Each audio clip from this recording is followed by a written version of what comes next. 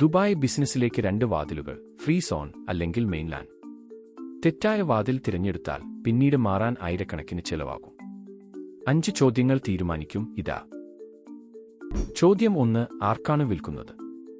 ജഗൽ കസ്റ്റമേഴ്സിന് നേരിട്ട്, കടകൾ, റെസ്റ്റോറന്റുകൾ, ലോക്കൽ സർവീസ് എങ്കിൽ മെയിൻലാൻഡ്.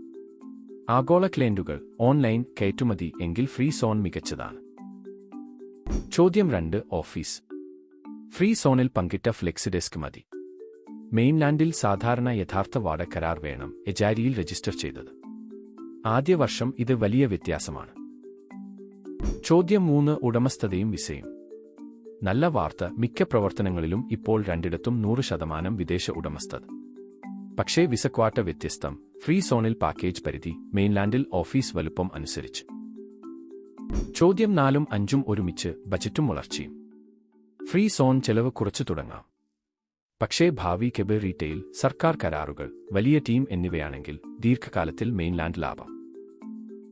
ഒറ്റവരി നിയമം, ഇടൽ കസ്റ്റമേഴ്സിന് നേരിട്ട് വിൽപ്പൻ, മെയിൻലാൻഡ്.